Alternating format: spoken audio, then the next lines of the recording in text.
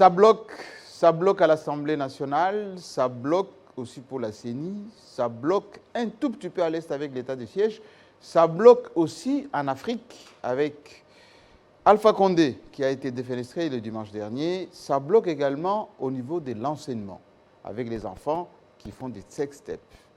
Entre-temps, les journalistes à Kinshasa exigent aussi qu'on ne puisse pas les tuer ou plutôt les menacer. Bienvenue.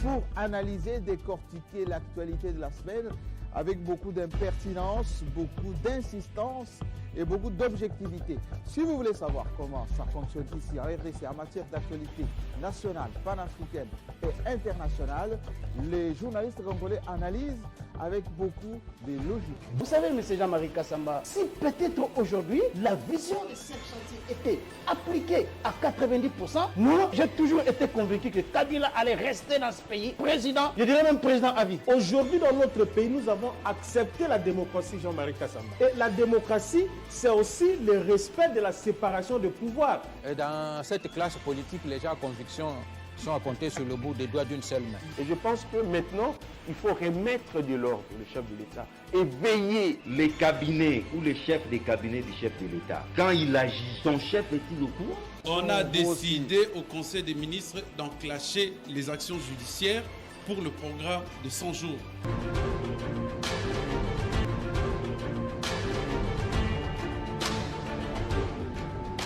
C'est chaque samedi 18h sur votre chaîne.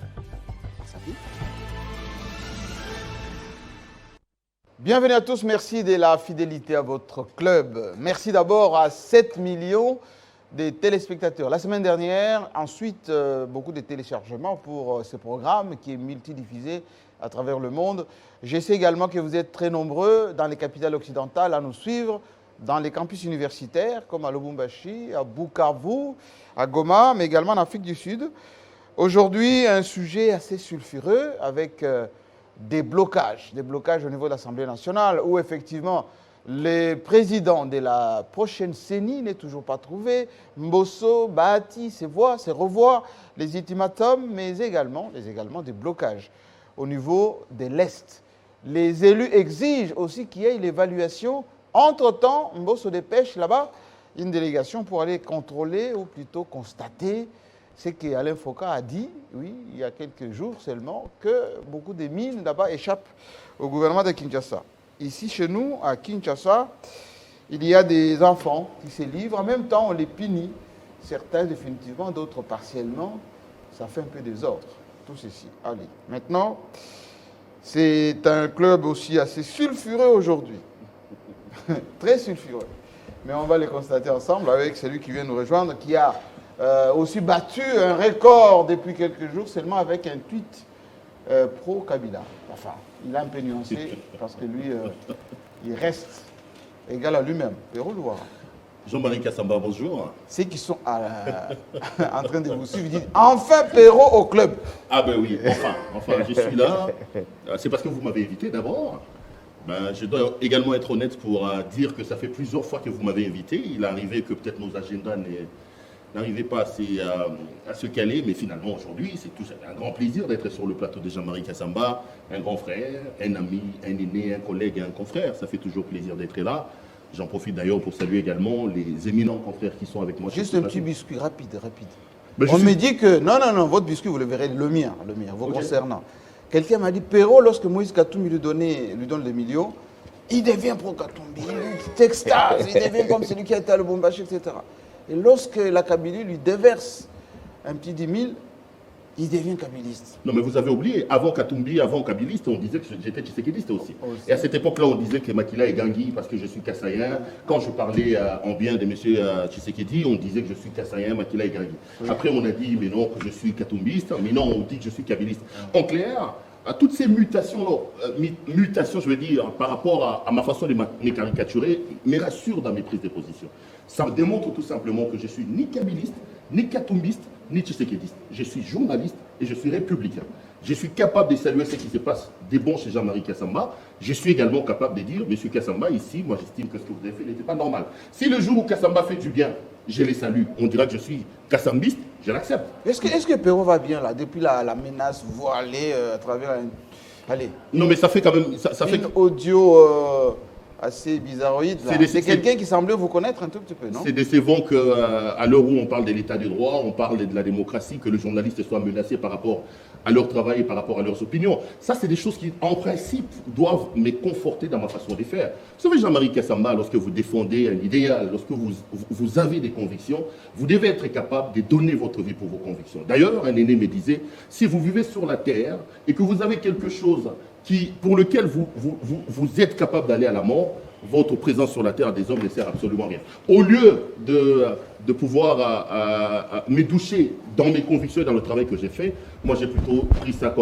comme quelque chose qui m'a boosté. La preuve, elle est là. Après cet audio-là, j'ai continué à faire mon travail. Après cet audio-là, j'ai continué à dire ce que moi j'estimais bon pour la République démocratique. Vous n'avez pas peur un peu? Non, pas du tout. C'est pas la première fois. À l'époque de Kabila, j'ai même failli donner de ma vie. Rappelez-vous, vous m'avez aidé d'ailleurs. Plusieurs fois, j'étais en clandestinité. Je me suis retrouvé dans des caniveaux. Pendant ce régime aussi, j'ai eu quelques petits problèmes. Aujourd'hui au parquet, demain menace. Donc, à un moment donné, ça devient une routine. Malheureusement, pour mes détracteurs, cette routine-là ne me dérange pas. Soyez apaisé. Ça me renforce plutôt dans mon engagement à travailler pour le journalisme et pour l'avènement d'un véritablement démocratique. Soyez apaisé, vous êtes multi-protégé, et par votre président national, plutôt provincial à Kinshasa, et par votre président du web, que je salue d'ailleurs en abacos vêtu. Merci beaucoup Jean-Marie pour l'invitation et merci. Il s'appelle Israël Moutala, le patron des 7 sur 7, l'un des sites les plus sérieux de la RDC, on va le dire. Merci. On ne dira jamais assez. Merci beaucoup Président, merci encore une fois de cette invitation. Et je suis heureux d'être sur ce plateau avec Yves Bouya. Surtout oui, avec Éric Wemba et Perrault, des personnes que je connais de très longue date. Et j'espère que le débat sera instructif et très riche pour éclairer la lanterne de nos nombreux téléspectateurs. Merci beaucoup. J'ai salué tout à l'heure les 7 millions de la semaine dernière. Déjà, je sais que vous êtes bien calé là chez vous en train de dire qu'est-ce qu'ils vont encore dire aujourd'hui, surtout Yves Bouya, l'homme qui maîtrise les dessous des cartes, surtout de ceux qui fuient par l'Angola. Qui l'eût cru? Pourquoi vous rigolez, ces journalistes? Vous êtes taquins. Non. C'est pas vrai. Yves Bouya. Très heureux, très ému d'ailleurs quand je vois Israël Moutala, qu'on appelle président aussi. Oui.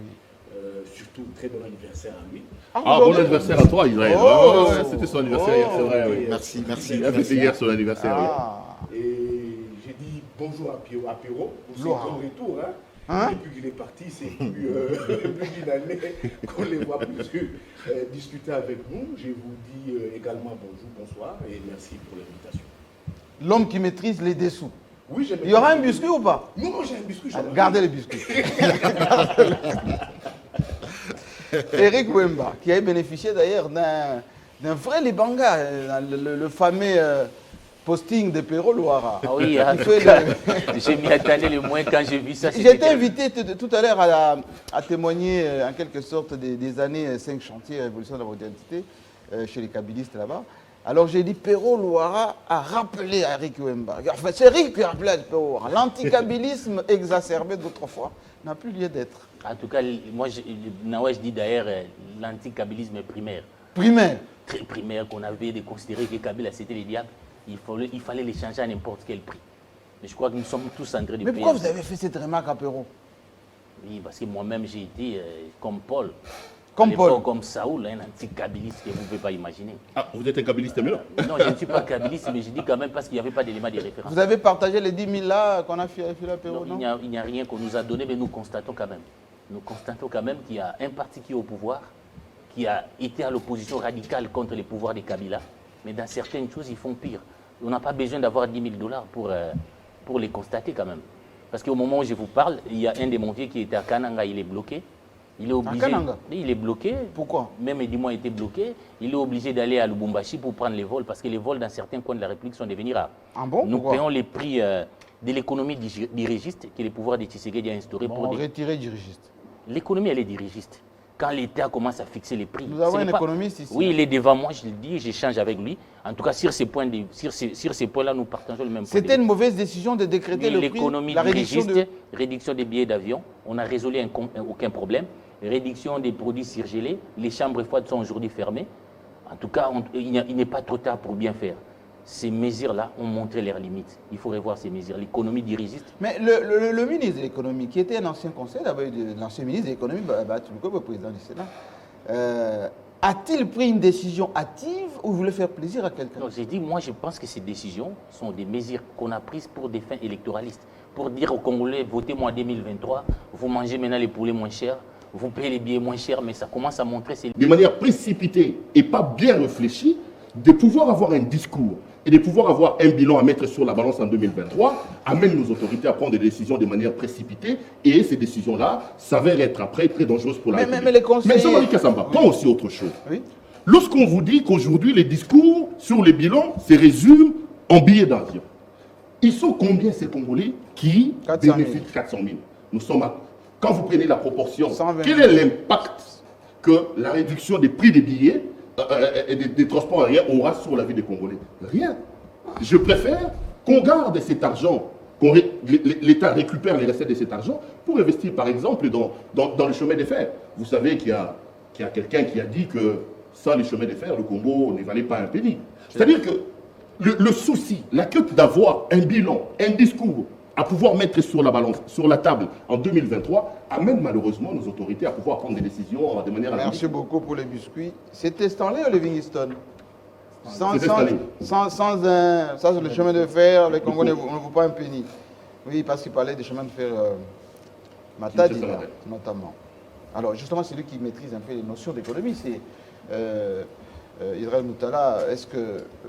nous avons fait d'ailleurs un plateau ici où on avait tiré cette sonnette d'alarme pour dire les réunions que le ministre de l'économie tenait avec ses opérateurs, c'est-à-dire les compagnies aériennes, ne devaient pas être suivies rapidement des mesures, on va dire, décrétées. Ça allait causer des torts. Beaucoup de problèmes avec nos provinces qui sont éloignées. On est un territoire immense.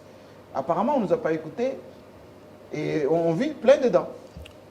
Jean-Marie, c'est une décision malheureuse, elle est triste.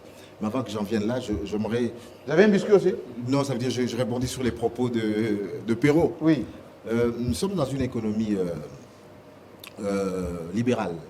Ça veut dire que les opérateurs économiques fixent librement leur prix de biens et services, quitte à ce que la structure de prix soit transférée au ministère de l'économie a posteriori. Mais pour 4 biens et services, il faut absolument d'abord que le ministère ayant l'économie dans ses attributions puisse accepter ou homologuer le prix. Lesquels? Donc c'est le transport, les hydrocarbures, l'énergie, ça veut dire eau et courant. Ce sont ces 4 matières où c'est l'État. C'est stratégique. C'est l'État qui fixe les prix après concertation avec les opérateurs économiques. Donc pour les autres, vous fixez librement votre prix en respectant bien entendu la loi. Mais pour ces autres secteurs, avant que le prix n'entre en vigueur, il faut que l'État soit d'accord, sinon vous ne fixez pas. Donc ici, nous sommes dans... Donc le ministre a pris une bonne décision? Non, il n'a pas pris une bonne décision. D'ailleurs, bon, en principe, c'est pour les transports en commun. Mais on a généralisé un peu tout type de transport. Et ils ont greffé l'avion dessus? Voilà, ils ont greffé. Parce que pourquoi le ministre n'a pas fixé les prix dans les baleinières, sur les pirogues? Parce que voilà, pourquoi il n'a pas... Pour traverser à Brazzaville voilà, ou entre Goma et Bukavu. Voilà, pourquoi il... Voilà, voyez-vous. Donc ça veut dire qu'à un moment, moi je pense que cette mesure, elle devait résoudre quel problème?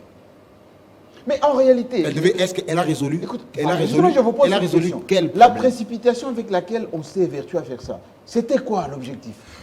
Est-ce que c'était pour des raisons électorales, ce qu'a dit Perrault, c'est ou bien on dit voilà, on le fait comme ça pour que ça va marquer l'opinion Écoutez, ça va marquer... Parce qu'on a parlé aussi je comprends gratuit hein, à l'IPN. Je veux bien qu'on fasse du populisme, je veux bien qu'on ait un bilan à présenter, mais ce n'est pas sur ce levier-là qu'il faut appuyer. On a dit nous sommes un pays de 100 millions d'habitants. Il y a 100 millions d'habitants, plus de 100 millions d'habitants. Il n'y a que moins de 400 000 personnes qui prennent l'avion Perrault prend l'avion 5-10 fois par an, Yves Bouya autant, Jean-Marie, vous prenez l'avion plusieurs fois, voyez-vous. Donc dans les 400 000 passagers là, ça veut dire qu'il y a des passagers qui prennent 2, 3, 4, 5 fois, 10 fois. Ça veut dire que le nombre réel des Congolais, parce que sur ce nombre-là aussi, il y a des étrangers. Donc, les nombres réels des Congolais qui prennent l'avion, c'est autour de 300 000. Oh. Et vous ne pouvez pas dire que ça, c'est une mesure sociale. Non.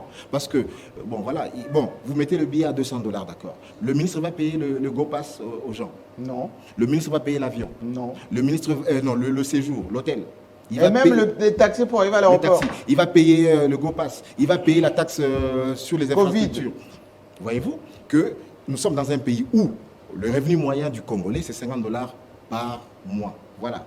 Le PIB, pour nous, c'est 50 $ par mois. Quand vous prenez le revenu, ça veut dire que nous sommes à peu près à 100 millions d'habitants. Le PIB, il est autour de 60 milliards $. Quand vous divisez, vous avez 600 $ à peu près l'an comme revenu annuel par habitant. Quand vous divisez par 12, nous sommes autour de 50 $ les revenus du Congolais. Vraiment. Alors, avec 200 $, comment est-ce qu'on va intégrer les gens qui ont un revenu de 50 $ pour monter dans l'avion? C'est pas sérieux. Et donc, moi, je pense qu'il faut que le gouvernement puisse tabler sur d'autres secteurs, sur d'autres... Parce que les gens vous écoutent. Voilà. Parce que les gens vous écoutent. Vous êtes un des spécialistes en la matière. Est-ce que, raisonnablement, on renonce ou on renégocie? Non, raisonnablement, on rentre à la table de négociation et que parce qu'on a fixé 200 $ comme prix unique, non, parce que c'est absurde. Voilà, parce qu'en first class, on va faire comment? Voilà. Parce que là, j'ai vu que le ministre a commencé à fixer même le menu. Oh! Ouais, voilà. Monsieur le ministre. Voilà, dans le menu, non, dans le menu, il manquait ça, il manquait ceci. Mais dans le menu, là, il y a le business class qui n'a pas le même menu que les gens de l'économie. Et puis le menu... Mais c'est pas possible. Alors, il y a des gens qui sont en transit aussi, c'est pas le même menu. Écoutez, ça commence ça frôle un peu les ridicules. Merci. Donc moi je pense que maintenant là, ça veut dire que la solution c'est qu'on peut garder 200 là-bas comme le prix plancher. Et puis ça veut dire qu'on réserve peut-être 30% des places pour 200 $. Et puis on va graduer, on va compartimenter l'avion en first class, en business class, en éco et ainsi de suite pour permettre à ceux qui ont une bourse qui n'est pas assez consistante de voyager. Donc, voilà. Mais on ne peut pas avoir un prix unique, non, parce qu'il y a des gens qui appellent, qui disent que moi, je veux payer mon billet et voyager en first class avec tous les conforts, avec ma coupe de champagne. Mais on ne peut pas offrir du champagne à tout le monde. Alors voilà pourquoi est-ce qu'on compartimente un avion. Voilà. Le 200 $ que le ministre a fixé d'autorité doit être un prix plancher. Sinon, il va tuer les secteurs et on a du mal à voyager. Et les secteurs sont en train d'être tués. Qui est en train d'être les destinations de Kananga, Bujimaï, Mbandaka. Voilà, beaucoup de destinations ne sont plus rentables. Ouais. Et donc, voilà. Alors, c'est le temps maintenant que je demande quand même à Yves Bouya, CNews, son biscuit sur le Congo central. Est-ce qu'on a de nouvelles du Congo central? Notamment de son gouverneur, qu'on aimait bien. Non, c'est beaucoup de choses que j'ai appris sur le gouverneur Atou, qu'il aurait fui, qu'il serait déjà en Angola. Mais moi, j'ai parlé avec ses très proches. Ils m'ont dit qu'il est toujours à Mais est-ce qu'il a comparu? Non, il a dépêché ses avocats à Kinshasa. Okay. Il me dit incessamment, lui-même sera là pour répondre quand il y aura une seconde invitation. Donc, l'info... Monsieur le gouverneur honoraire. Déjà. Il y a un nouveau qui est installé. Il s'appelle Luamba. Non, mais c'est pour embêter un peu. Ouais,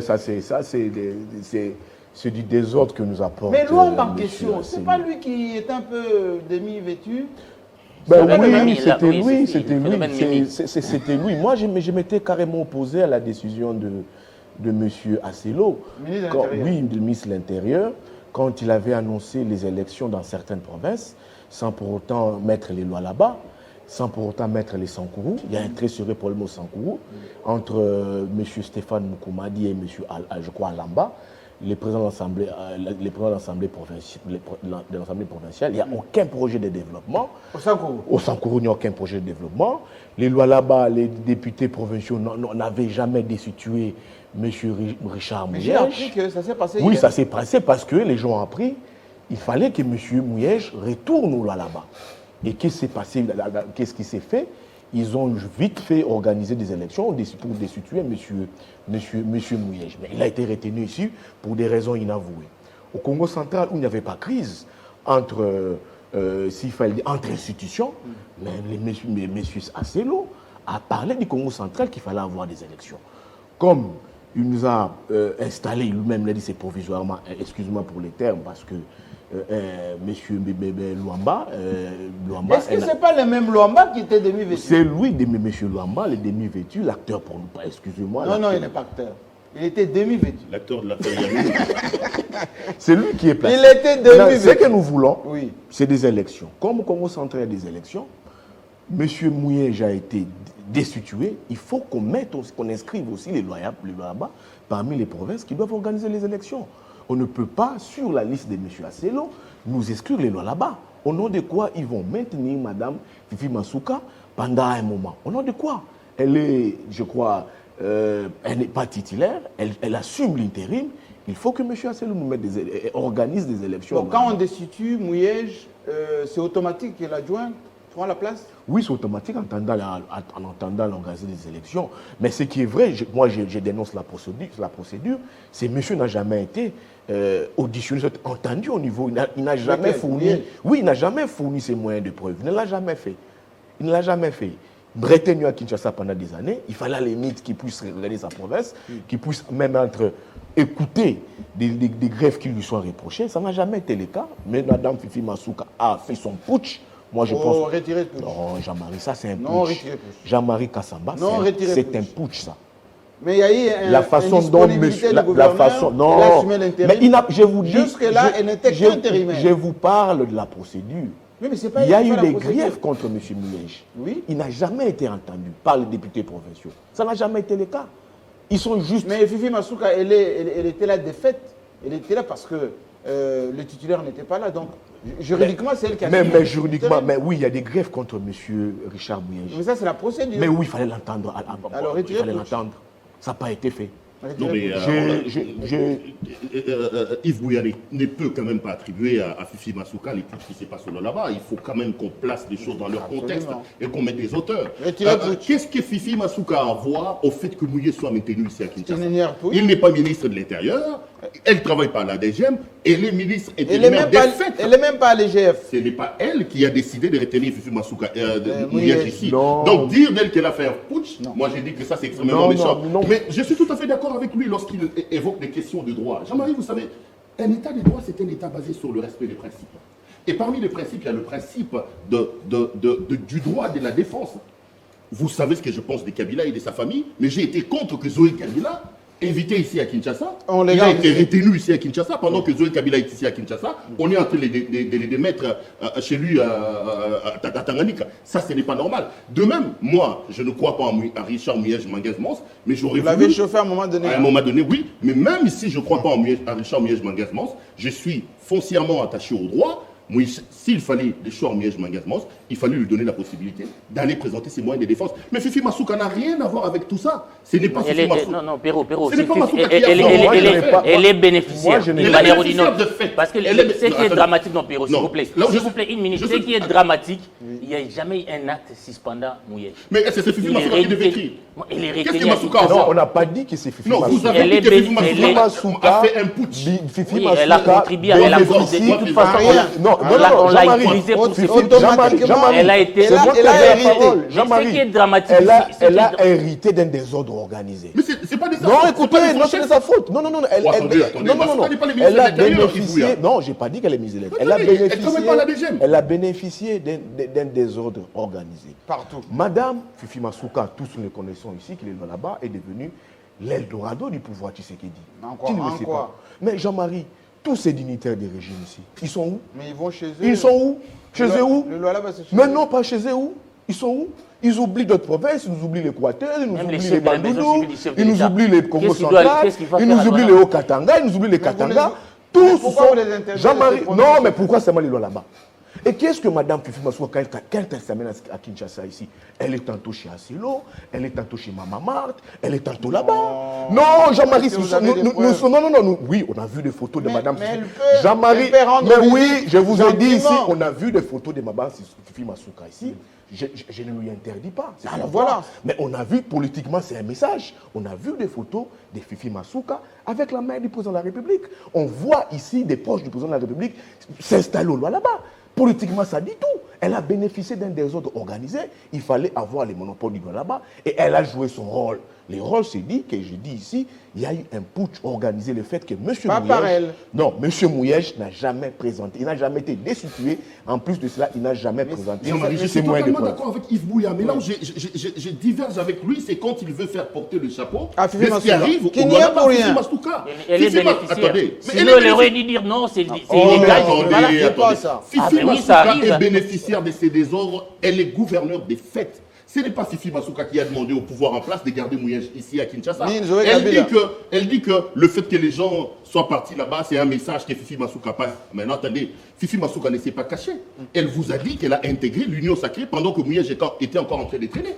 Fifi Masuka a refusé à un moment donné de participer dans des réunions du FCC, mais lorsque Félix Tshisekedi est allé là-bas, elle est allée le recevoir comme chef d'État et comme initiateur de l'Union sacrée. Elle assume, elle a dit qu'elle était de l'Union sacrée. Ça ne doit pas vous déranger quand elle est à Kinshasa ici, qu'elle rencontre Jean-Marc Aboud, qu'elle rencontre Augustin Kabouya. Encore que vous dites qu'elle a rencontré le ministre de l'Intérieur. Mais quoi de plus normal qu'un gouverneur ad interim qui est ici puisse rencontrer son ministre de tutelle? Vous lui faites porter un chapeau qui ne lui revient pas. Merci. Madame Masuka est gouverneur ad interim des fêtes. Et le fait qu'elle soit gouverneur n'est pas du tout des fêtes, mais c'est le pouvoir.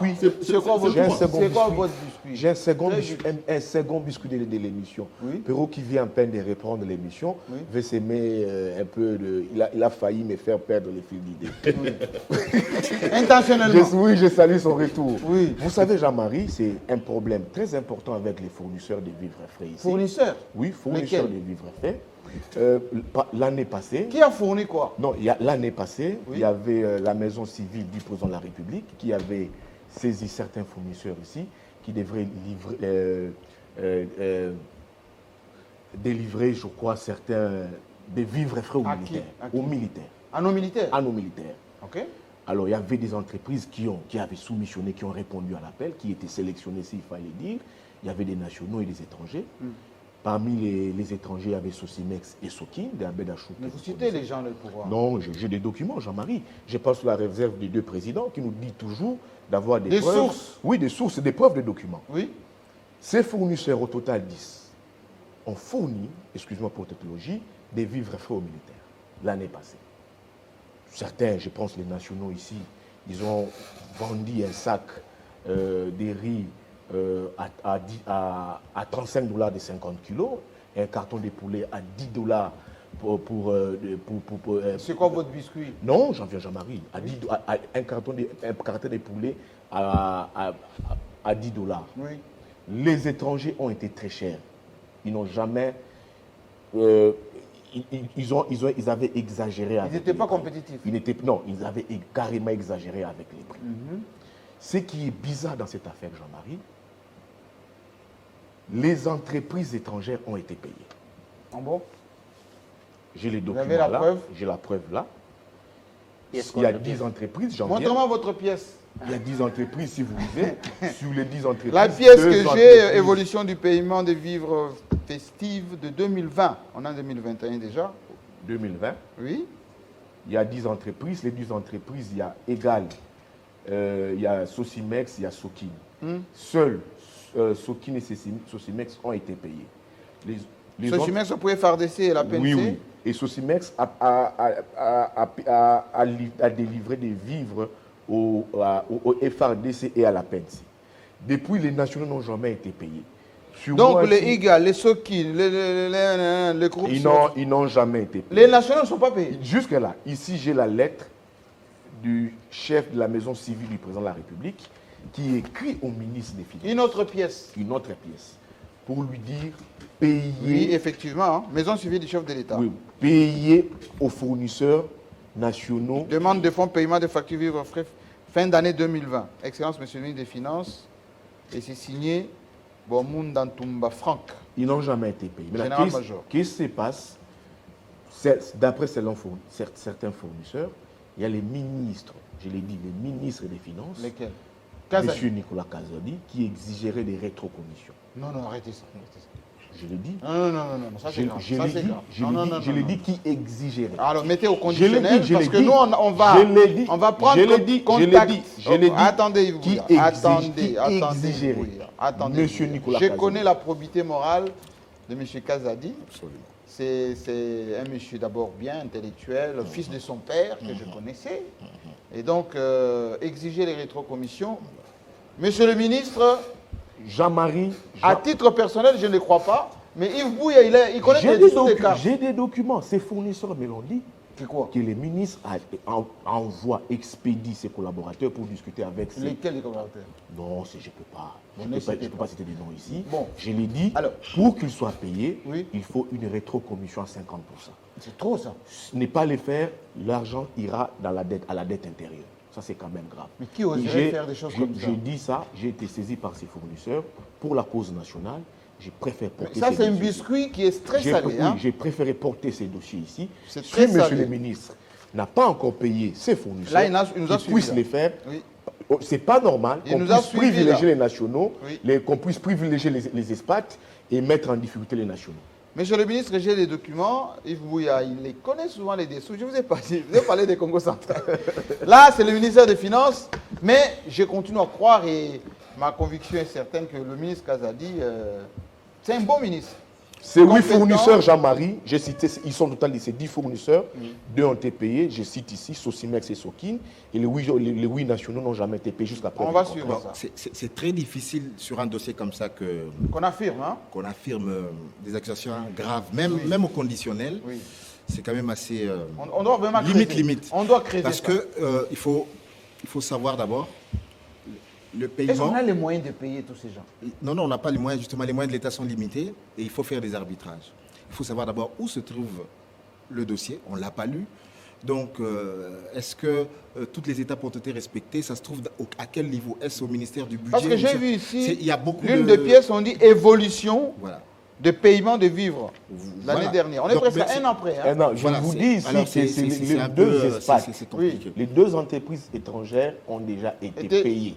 Livrées. Les 8 autres, les nationaux n'ont jamais été payés. Mais je m'appuie quand même sur la lettre du chef de l'administration civile, chef de l'État.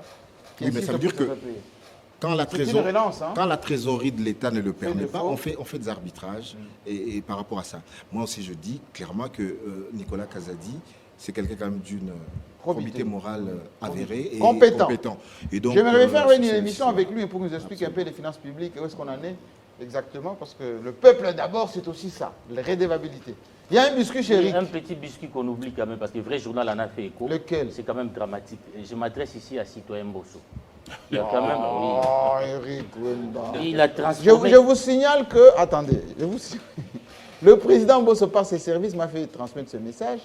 Au club, on les chauffe beaucoup, alors que lui, il est pour la concorde, là, au moins, la je paix. n'ai pas amené les documents, mais je n'emploierai pas les Qu'est-ce qu'il a fait? Monsieur Mbosso qui a transformé l'Assemblée nationale au comité central d'IMPR. Non, pourquoi? Vous êtes comme les malins, là. Oui, il est sérieusement menacé par une pétition. Mais pour séduire à les peine députés, 60 députés. oui, 60 signatures, mais tout peut arriver. Parce que les gens, Mbosso, c'est vraiment les comités centraux d'IMPR. Comment ça, comité central? Moi, j'ai suivi Nemalembe chez Perrault, qui s'extasiait complètement. Oui, moi, je vous dis même les jours où il y a eu les débats sur la loi sur la CENI, l'honorable Sessanga, quand il a voulu faire des amendements, il a arrêté. Ado Salemba voulait parler, il a arrêté. Mbosso, Ado Ndombassi. Il a vraiment transformé l'Assemblée nationale au comité central d'IMPR. Mais pourquoi? Alors les députés sont fâchés. Et cette pétition a la chance de passer. Nembalemba n'est pas seul. N'est pas seul. Il y a au moins, on m'a dit que c'est déjà 108 signatures. Tout le monde, même certains des unions Vous voulez faire peur à qui? Ne sont pas d'accord avec les méthodes de Mbosso. Mais vous voulez faire peur à qui? Ce que je déplore pour séduire les députés, qu'est-ce qu'il fait? Vous savez, il y avait des problèmes du scandale des chips ici. On a dit que tantôt, ce n'était pas un don. Maintenant, on doit importer ça ici. On a déjà importé cela. Mais Mbosso vient d'écrire au ministre des Transports pour solliciter les exonérations de ces jeeps-là. Il y a des frais qu'on devait payer à l'ex-Onatra, SPT. Mais on avait dit qu'on avait arrêté ces histoires d'exonération. Oui, mais bon, justement, c'est quand j'ai dit qu'il y a c'est les déboires d'une alternance sans alternative. On a critiqué, tenté au livre, c'était des exonérations, mais là, Mbosso sollicite auprès des Chéribé Okenge pour obtenir des exonérations, pour que les députés ne payent rien concernant ces jeeps-là. Ah, c'est pour les bénir un peu. Oui, c'est une stratégie pour les séduire, mais il oublie que dans ces pays, les plus nantis, la catégorie sociale la mieux payée, ce sont les députés. Et ces députés-là qui bénéficient de 70% du budget national et qui bénéficient d'une grande part du budget national doivent être exonérés. Pendant qu'un citoyen comme Israël Moukala, quand il doit importer, il doit payer. C'est quand même injuste. Comme vous avez la parole, gardez-la. Eric Wemba, Forum des As. Toujours. Je suis directeur des publications du Vrai Journal. Ah, il faut corriger ça. Vrai Journal. Avec Tchani. Avec Tchani. Vous gardez la parole. La thématique de cette émission, c'est en prévision d'élection 2022, 23, surtout 23. Il y a comme une espèce de blocage d'un côté et forcing de l'autre. Blocage au niveau de ces confessions religieuses qui n'arrivent toujours pas à trouver le président, etc. On reporte, on fait des conciliambules, mais on ne voit toujours pas l'issue. Et de l'autre côté, il y a comme un forcing, on sent que c'est Kazadi, ou plutôt, oui, ça s'appelle Kazadi, n'est-ce pas? Kadima, pardon. Denis? Oui, c'est Kadima ou rien. On dit non, on connaît ça, la Senko s'était opposé comme ça, c'est comme ça, on va y aller comme ça, et au fur et à mesure, on va acter. On a vu l'ambassadeur Amer chez Katumbi, à Kachobo là-bas. Qu'est-ce qui se profile à l'horizon? Est-ce que c'est un dialogue pour décrisper, ou bien on va y aller dans un forcing complètement comme on a vu avec l'Union sacrée, avec la Cour constitutionnelle, comme on l'a vu au niveau de l'Assemblée nationale, etc. On a mis tout le monde devant les faits accomplis. En réalité, s'il faut analyser ces dossiers de la CENI que j'ai suivis de très près, nous sommes rattrapés, nous tous là, que ce soit les pouvoirs de Tshisekedi, les FCC, même toutes les plateformes, nous sommes rattrapés par notre péché originel. C'est-à-dire, notre péché originel, vous savez, à la table ronde de Bruxelles, il y avait des tables rondes, politiques et économiques. Pour les réformes. Mais quand on a dit aux Congolais, voilà, les évolués vont prendre la place des Blancs, oui. Tous y sont partis. Alors, il y a eu des marches ici. Pour venir habiter à Kalina. Pour être là, c'est-à-dire, c'est ça. Depuis 60, les Congos, nous sommes généralement attrapés par ces péchés originels. Pour les problèmes de la CENI, il y a eu des marches ici, des marches anti-Malonda, les Congolais sont sortis dans la rue. Les gens sont morts. Les gens sont morts, vous-même vous en avez été victime. Oui. Mais la revendication principale, c'était des réformes. Fort heureusement, à l'époque, il y avait un digne fils de ces pays qui avait réfléchi. Christophe Lutundu, là. Il avait déposé une loi. L'actuel ministre des Affaires étrangères. Oui, on a accusé Mabunda de violer cette loi-là, de bloquer cette loi. Mais maintenant, après ça, on a dit qu'il faut d'abord des réformes. Les groupes de G13 avec ces sangs, ils ont vu Tshisekedi Conso pour aller vers les réformes. Mais arrivé à l'Assemblée nationale, au lieu de nous présenter une réforme, on nous a présenté plutôt une réformette. Parce qu'on a mis l'idée de la conservation du pouvoir. C'est-à-dire que cette réformette qu'on a présentée, on a régressé même par rapport à la loi de 2013 de Kabila. Et je l'ai dit l'autre fois là, à partir du moment où on a dit que c'est l'Assemblée nationale qui tranche, ça n'existait pas, cette disposition-là. Donc, on laissait la latitude de confession religieuse. Non, quand on dit l'Assemblée nationale tranche, ça veut dire que les pouvoirs étaient dans la logique de créer des confusions partout. Parce que moi, ce qui règne au niveau des confessions religieuses, c'est entretenir. Volontairement. Volontairement. Pour qu'au finish, l'Assemblée nationale puisse trancher. Mais maintenant, là, il fallait aller vers un forcing. On était convaincus qu'il faut amener les Congolais dans une élection à la soviétique. Où Tshisekedi... Vous avez le mot dur, hein? J'ai dit une élection à la soviétique où Tshisekedi sera proclamé haut la main. Parce qu'ils étaient en train de le dire qu'il va faire la remise et repose avec Jésus-Christ. Tout le monde ici. Mais je crois que les rapports des forces... Ça, c'est l'IDPS parle, que Tshisekedi n'a jamais dit ça. Ah non, mais... Il n'a jamais dit ça. En tout cas, c'est l'État qui dit. Kabound continue à faire l'apologie de la conservation du pouvoir. Hein? Mais le pouvoir, on l'a pour conserver. Ah, mais oui, mais je dis en même temps... On va dire, je vais lui céder le pouvoir. Non, la philosophie même du pouvoir, c'est ça. C'est ça. Il y a la bonne manière de conserver le pouvoir, c'est de travailler pour le bien-être. Et le pouvoir, pour vous, forcing ou pas? Il y a forcing, mais je crois que les rapports de force sont sérieusement en train de changer sur les terrains. Je crois que, oui, parce que moi, j'ai dit l'autre fois là, avec Oussaï Dani Kadima, il faut y aller. Mais eux-mêmes sont en train de bloquer, alors qu'ils ont la possibilité de faire passer maintenant Dani Kadima. Parce que, visiblement, les confessions religieuses, il y a blocage. C'est l'Assemblée qui tranche. Pourquoi on ne sort pas Dani Kadima? Comme on voulait, comme Tshisekedi voulait installer, comme l'Union sacrée voulait installer Denis Kadima, comme un roi romantique, j'appelais Caligula, installer son cheval comme président du Sénat. Mais ils avaient cette latitude-là. Ils ont ces pouvoirs-là, pourquoi ils ne les font pas? Ça veut dire que les rapports des forces sont réellement en train de changer sur le terrain. Ils n'ont pas de schéma. Tantôt ils parlent du recensement, tantôt ils parlent du dialogue. On ne sait pas traverser. Mais j'ai dit ça. Pourquoi on bosse au train? Mais j'ai dit quand même à M. Tshisekedi, là où il commet une erreur, Kabila a organisé les dialogues lors de son deuxième mandat. On ne peut pas, dès le premier mandat, là, commencer à réclamer les dialogues. Il faut nous amener aux élections. il faut nous amener aux élections. Les élections, c'est une exigence, c'est une obligation. Il faut qu'on arrête ces moments-là, c'est que Kabila bénéficie. Mais vous êtes en train de faire un faux procès à Tshisekedi. Non, ils n'ont pas dit. Tshisekedi d'abord lui-même dit qu'il va aller aux élections. Lui-même dit qu'il va les gagner parce qu'il a encore des choses à faire pour ce pays. Et lui-même dit qu'il est habitué de la compétition. Où est le problème? Non, mais habitué de la compétition, quand on adopte des lois liberticides pour écarter tel candidat, on crée tel candidat, on met une loi sur la CENI taillée sur mesure pour des élections à la soviétique, c'est pas ça la compétition. Nous voulons une compétition loyale où ils doivent nous amener une offre politique. Ils ne veulent pas des élections inclusives, des élections avec des lois équitables. Nous sommes là vraiment dans un schéma quelque part à la soviétique. Mais c'est que moi je vais dire simplement, au pouvoir, à ceux qui sont au pouvoir, que les élections ne sont pas la fin du monde. Nous avons vu ça en France, où c'est François Hollande n'a fait qu'un seul mandat. Mais les Zambiens viennent de nous prêcher un bel exemple. Parce que les gens sont à la folie aujourd'hui de demeurer indéfiniment du pouvoir. Tshisekedi peut faire un seul mandat. Vous lui refusez son deuxième mandat. Et sortir. Mais s'il veut un deuxième mandat, nous voulons des élections équitables. Oui, ça sera 12 élections, mais justement, les décors est planté pour un coup de force électorale. Que la communauté internationale, l'Église catholique, les intentions. ne sont pas prêts à cautionner. Alors, on ne peut pas être seul contre tout le monde. Non. Alors, en cherchant à faire la remise et reprise avec le voyage qu'il vient d'effectuer Allemagne, Italie.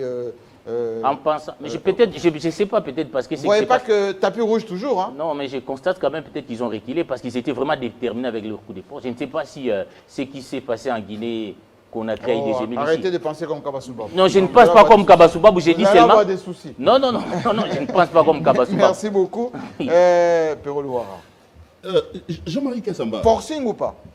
Bon, moi, j'ai trois façons de voir les choses par rapport à ces scénarios. Mais d'abord, je voudrais ici rappeler à Eric Wemba que conserver le pouvoir, ce n'est pas un péché. C'est d'ailleurs dans l'objectif des partis politiques. Lorsque vous lisez l'histoire des partis politiques ou les objectifs des partis politiques, on vous dit qu'un parti politique est là pour conquérir, exercer et conserver le pouvoir. Le plus longtemps possible. Que Kabound dise qu'ils veulent conserver le pouvoir et que même Tshisekedi dise qu'il veut conserver le pouvoir, on ne peut pas le lui reprocher. C'est naturel. Donc c'est naturel. Je ne vois pas pourquoi Wemba doit se sentir mal lorsque l'UDPS dit qu'il veut conserver le pouvoir. C'est naturel. C'est un parti politique, ce n'est pas l'armée du salut. J'aurai le temps de répondre la manière de faire. En tout cas, même Macron veut conserver le pouvoir en France. Mais il ne va pas mettre des lois, je ne sais pas, à la dernière minute pour dire que tel ne va pas... La parole est ici. Donc la conservation du pouvoir, Wemba ne peut pas reprocher à nos amis de l'UDPS la manière de faire. Il parle de la manière de faire. Pour conserver ses pouvoirs. J'ai parlé d'un état de droit qui est basé sur des principes que nous devons tous nous respecter. Et parmi les principes, il y a quand même un principe de présomption d'innocence. M. Tshisekedi nous dit qu'il va organiser les élections. On ne croit sur parole. M. Tshisekedi, Jean-Marie Kassamba, sauf si Wemba me met sur la table des éléments qui prouvent qu'à l'heure où nous sommes, on veut repousser les élections. Je crois qu'on peut lui faire confiance par rapport à ses dires. Mais c'est vrai qu'il y a certains éléments, il y en a quand même certains indicateurs qui sont alarmants, qui peuvent amener tout Congolais conscient à se poser des questions sur la volonté du pouvoir à pouvoir organiser les élections en République démocratique du Congo. Mais dès là, déjà, conclure qu'ils ne vont pas organiser les élections, moi je prends un peu de distance par rapport à cette manière-là de voir les choses. Je suis d'accord avec lui qu'il y a certains indicateurs. Nous sommes à 2 ans où on n'a pas encore une CENI établie, on n'a pas encore une loi électorale, il faut faire la cartographie, il faut réviser les fichiers électoraux, il faut déployer les kits électoraux. Tout ça, lorsqu'on regarde un peu la lenteur dans laquelle nous sommes, on est en droit de se poser des questions. Mais dès là, à conclure qu'ils ne veulent pas, je ne suis pas là. J'ai comme l'impression que M. Tshisekedi, où la République est en face d'un chemin à triple tête.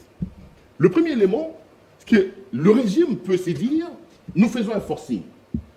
Comme certains communicateurs et même certains bons de ces régimes font de la gestion de la République une question de comptabilité des ratés et des erreurs de Kabila, ils vont nous sortir de leur chapeau le fait que Kabila aussi a fait ça. À l'époque de Kabila, les catholiques et les CC avaient refusé, les 6 autres avaient accepté, Kabila est allé en force, nous faisons pareil. Et là, moi je serais malheureux. Ils ont raison ou tort? Je serais malheureux, je vais terminer ma réflexion. Pourquoi? Parce qu'à un moment donné, nos amis de l'UDPS ne doivent quand même pas oublier qu'ils ont été élus sur base des promesses des changements. Cette manière de faire, en prenant Kabila comme une référence, alors que pendant 18 ans, vous nous avez montré Kabila comme un Rwandais, comme un diable, comme un bandit, comme tout ce que vous voulez, vous arrivez au pouvoir, Vous voulez justifier certaines actions que vous posez parce que Kabila l'a fait. Je me dis alors pourquoi on l'a combattu? Pourquoi on a chassé Kabila? Si nos amis de l'UDPS faisaient ces forcings comme Kabila le faisait, 6 partis politiques, 6 confessions religieuses ont voté, nous allons, ça c'est la première hypothèse, je serais malheureux. La deuxième hypothèse, le président de la République peut se dire, je m'appelle Félix Antoine Tshisekedi Tshilombo, je suis le fils de Etienne Tshisekedi Luamuluma, 37 ans de lutte pour la démocratie. Il peut donner des gages d'une élection apaisée et d'une élection qui n'est pas entachée de tricheries. Quoi faisant? En demandant par exemple aux acteurs de remettre tout carte sur table. À plat. On retire Denis Kadima. Pourquoi ce fixisme sur Kadima? Pourquoi doit-on faire une fixation sur M. Kadima? Au Congo, il n'y a pas que Kadima qui est compétent. Il n'y a que Kadima. Non, il n'y a pas que Kadima qui est compétent. Il y a des compétences sur lesquelles on peut se dire, bon, écoutez, je vais faire les choses différemment du Kabila que j'ai combattu. Lui, dans les mêmes circonstances, passé en forcing. Moi, je suis le fils d'Etienne Tshisekedi. On arrête tout, on fait table rase. On retire Kadima sur qui pèse un certain nombre de choses. Je ne vais pas rentrer dedans. Et on repart à zéro. Troisième élément, ce que j'appelle le troisième larron. Si M. Tshisekedi ne prend pas cette option-là, il revient à la population de se prendre en charge. C'est là que moi j'en appelle. Qu'est-ce que c'est? Référendum? Je viens, j'en parle. Oui. C'est là que moi j'en appelle à la conscience des partis politiques et d'autres plateformes. Parce qu'à un moment donné, nous ne devons pas oublier que parmi les missions majeures des partis politiques, c'est aussi la conscience collective, de pouvoir créer une conscience collective, une morale commune pour nous tous, des visions communes pour nous tous.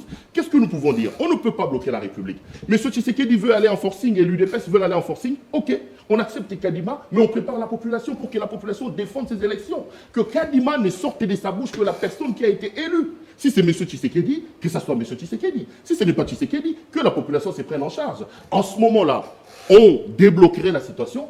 Ça s'est passé en Zambie, ça s'est passé ailleurs. Donc, voilà les 3 hypothèses qui, à mon point de vue, sont sur la table. Soit le pouvoir dit que je fais du Kabila sans Kabila, soit le pouvoir joue la carte de la démocratie en disant nous sommes l'UDPS, on rabat toutes les cartes, on repart à zéro, soit alors le dernier recours qui nous restera, c'est le recours de la population qui doit apprendre à protéger son élection. Si c'est le président Tshisekedi qui sera élu en 2023, qu'on proclame le président Tshisekedi. Si c'est Martin Fayoulou, qu'on proclame Martin Fayoulou. C'est Katumbi, si c'est Katumbi, qu'on proclame Katumbi. Là, la responsabilité reviendra à la population. Et pour que cette population-là puisse avoir cette responsabilité ancrée dans sa tête, ça c'est le rôle des partis politiques. Parce qu'on ne peut pas à un moment donné bloquer la République. Merci beaucoup. Alors, Israël Moutala, vous êtes quand même en comptabilité des temps. Est-ce que les temps être liés dans ces tergiversations? On voit qu'à l'Assemblée nationale, on tire les choses en longueur. Les confessions religieuses, à un moment donné, sont bloquées. Et le président ne dit rien pour le moment. J'aimerais d'abord encore une fois, les faits. Où est-ce que se trouve le processus? Le blocage, où se trouve le blocage? C'est vrai qu'on émet des opinions ici, mais encore une fois, fixons le débat. C'est encore la commission paritaire qui bloque aussi? Non, ça veut dire que les négociations, la commission paritaire, c'est déjà fini là-bas. Il n'y a pas de problème, oui. Les problèmes, ça veut dire que les négociations d'abord ont échoué au sein de la majorité. Union sacrée. La délégation qu'a conduite Salomon Escadela, dans laquelle faisait partie Olivier Kamitatou, Kibala et Bolingetenge, étaient ici. Les négociations s'étaient nées à Fleuve Congo Hotel avec Kabound et les autres. Ça a échoué? Ça a échoué. Parce que les katombistes veulent un poste au bureau. Et on leur a proposé un poste à la plénière. Ils n'en veulent pas. Et ils refusent d'envoyer les noms sans savoir les postes. Voilà d'abord les faits. D'abord, il y a un problème au niveau de l'union sacrée. Les katombistes se disent d'abord qu'ils ont payé le prix cher en venant dans cette alliance parce qu'ils méritaient d'abord 11 postes au gouvernement. Ils en ont 5. Ils en ont 5. La pilule n'est pas encore passée. C'est vrai qu'ils avaient déclaré qu'on n'était pas venu pour les postes, mais on connaît la... Non, ils ont quand même pris des postes. Et les postes en question aussi, ils disent que la façon dont les postes... Les contenus de postes. Non, les postes ont été attribués à des personnalités qu'eux n'avaient pas expressément désignées et tout ça. Donc, il y a beaucoup de problèmes. Et même la plateforme de Katumbi, ensemble, il y a beaucoup de tensions. Ça veut dire que si elle affronte la majorité actuelle, je ne pense pas qu'elle va le laisser de plus parce qu'une bonne partie de ses députés n'est plus en phase avec leur leader. Donc, les députés vont quitter Katumbi pour rejoindre Tshisekedi. Absolument. Katumbi sera déplumé. Absolument. Donc, ça sera... Voilà. Donc, aujourd'hui, il faut que Katumbi puisse peser le pour et le contre. Ça veut dire l'opportunité de briser une alliance avec Tshisekedi. Mais la menace avec la loi Tchani, là, il dit si jamais on l'inscrit, je quitte. Oui, d'accord. Ça tient encore ou pas? Oui, mais elle tient. Mais ils doivent voilà, peser le pour et le contre. Parce que... ils doivent peser le pour et le contre parce que ils doivent calculer un affrontement aujourd'hui avec Tshisekedi qui est au pouvoir. Qu'est-ce que ça va leur en coûter? Parce qu'on ne peut pas se mentir, il y a beaucoup de dossiers pour embêter Katumbi. On embête Matata, mais tous les gens qui ont géré le pouvoir, comme je le dis, dans ce pays, ils ont tué des casseroles. Dans une culture de prédation, dans une culture ambiante de patrimonialisation du bien public, si on gratte, on va fouiller. Et donc, si on gratte un peu chez Katumbi, on va forcément trouver quelque chose. Ça. Donc, non, écoutez... c'est du chantage. Matata pour moi. Katumbi va se victimiser. Matata pour moi, oui. Qui est, si nous partons du postulat que tous sont mauvais, tous sont pourris, oui. Matata pour moi qui est le moins mauvais. Le moins mauvais de tous. Le moins mauvais de tous. Il est embêté. Est embêté. Et donc, j'imagine que quand je vois la gouvernance de Katumbi, la gouvernance de Mouzitou, oui. La gouvernance de tout, il y a beaucoup de leaders politiques. Et donc, si on gratte forcément, on va trouver. La gouvernance de Bemba. Donc, si on gratte, on va trouver. La seule personne clean aujourd'hui, c'est Martin Fayoulou. Bon. Et donc, si on gratte un truc, tu fais ça, Fadenhouse. Non, c'est un truc privé. Non, Fadenhouse avec les fils, non, le fils, oui. C'était politique. C'était politique. Mais tout est politique. Non. Tout est politique. Non, Fayoulou, c'était politique. Quand on avait scellé Fadenhouse, c'était politique. Donc, c'était politique. Et donc, moi, je dis aujourd'hui, les katumbistes doivent peser les pour et les contre d'un affrontement avec Tshisekedi. Et donc, le premier blocage se trouve à ce niveau-là. Le deuxième blocage se trouve au niveau de l'opposition. L'opposition, il y a deux pans. L'opposition institutionnelle et l'opposition non institutionnelle avec la Mouka. Là aussi, il y a un problème parce que le PPRD ne veut pas envoyer des délégués.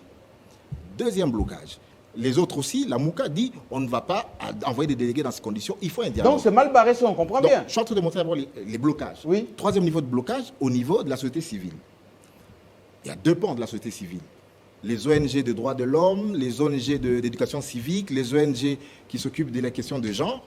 Et aussi, il y a des problèmes là-dedans. On s'accuse de manipuler, de faux PV et tout ça. Après, il y a aussi les confessions religieuses où, justement, il y a le groupe de 6 contre les 2. Vous voyez que la question est complexe.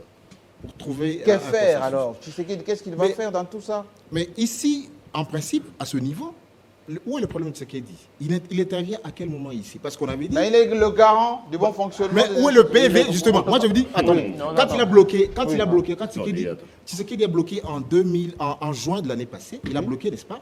Mais parce qu'il y avait un rapport. Quand l'Assemblée nationale a dit... Malonda, ils ont envoyé leur CV, l'Église catholique et les autres ont fait pression sur le président et ils ont fait capoter. Et ensuite, il y avait des manifestations de rue. Donc là, aujourd'hui, on est en plein blocage. Et donc, le temps passe et ça veut dire qu'il risque d'y avoir glissement. Wemba a parlé tout à l'heure de réformes qu'il fallait privilégier. Mais ces réformes-là, il faut les mettre en œuvre avec une équipe. Quand on avait posé la question aux confessions religieuses, on commence par les réformes ou on commence d'abord par nommer l'équipe dirigeante. Ils ont dit non, faisons l'équipe dirigeante. J'étais avec toi ici, vous avez soutenu qu'on pouvait aller comme ça. On va suivre. La première émission que j'ai faite ici, vous avez soutenu qu'on pouvait aller comme ça. Moi, je ne parle pas de mon point de vue. Oui, moi, je donne les faits. J'ai dit que non, quand la question s'est posée, réforme d'abord ou désignation des animateurs. L'Église catholique et les autres, ceux qui devaient piloter, ils ont dit on fait d'abord on désigne et après on va faire les réformes avec. C'est ça le problème. Alors, est-ce que c'est le président Tshisekedi qui avait dit on commence par la désignation des animateurs pour qu'aujourd'hui, quand ça bloque alors qu'il y a, quand ça bloque pour leur désignation, pour qu'on lui impute la... Voilà, je situe les faits. Donc je situe les faits. Pas les présidents Tshisekedi. Les processus ont été pilotés par Mbosso.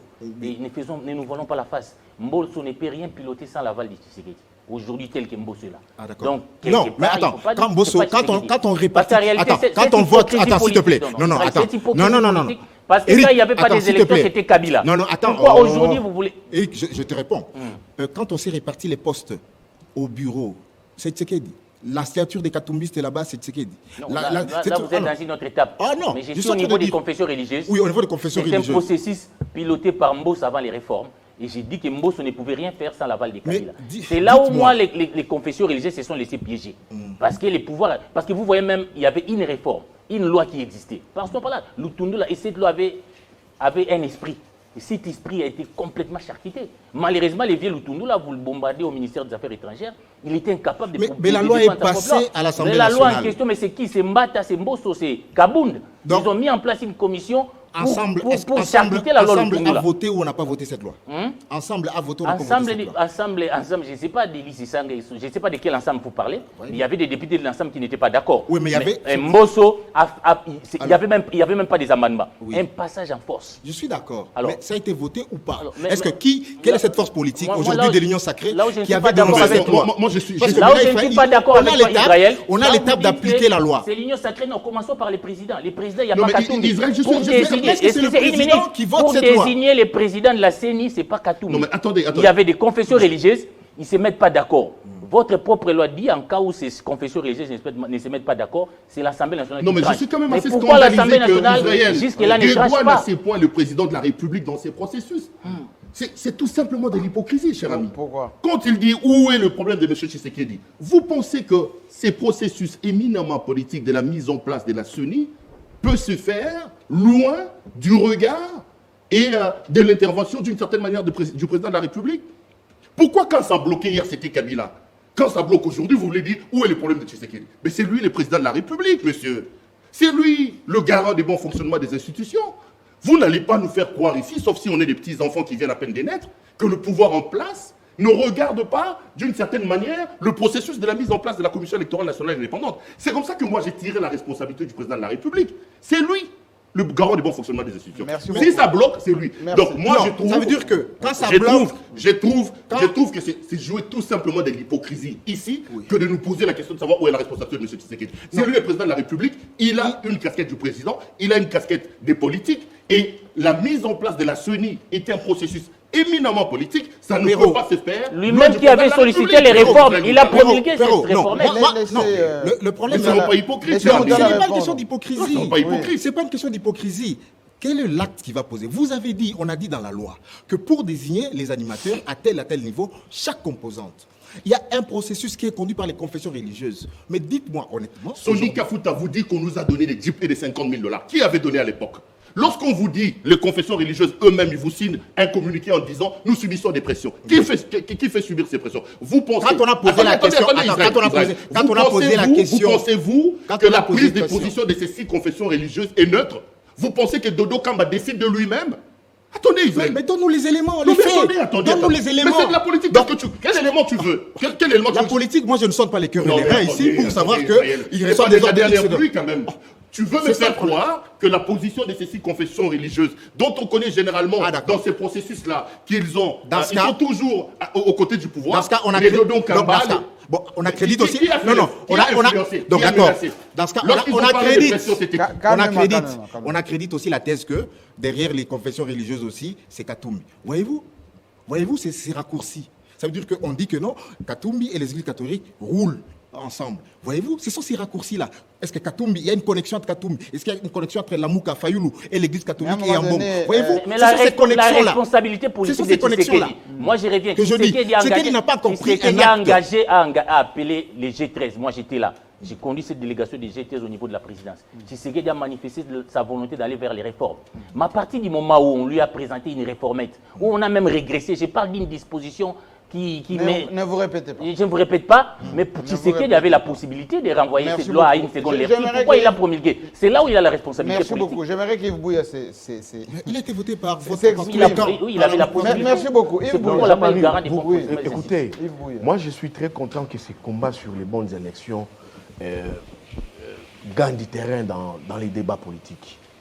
Hier, on a subi une dominance politique du régime de Kabila qui s'accaparalisait des institutions politiques. Il avait la CENI, il avait la Cour constitutionnelle. Maintenant, Kabila est parti. Nous avons au sommet de l'État un parti politique qui a milité pendant 37 ans pour une démocratie. Maintenant, c'est des faits qu'on donne à Tshisekedi. Israël parle de la responsabilité politique de Tshisekedi. Tshisekedi a une part de responsabilité là-dedans. Quand il n'y avait pas consensus du temps de Ronsard Malonda et de Mabunda, Tshisekedi avait écrit à Mabunda. C'est ça la responsabilité politique. Il avait dit, comme il n'y a pas consensus au niveau des confessions religieuses. Ça, c'est la lettre du président. La lettre du président qui date du 13 juillet. Elle fait jurisprudence? Mais oui, avec les cas que nous avons ici, elle fait jurisprudence. Là, le président a pris sa responsabilité. Mais il y avait une motivation. Non, mais écoutez, il a pris sa responsabilité.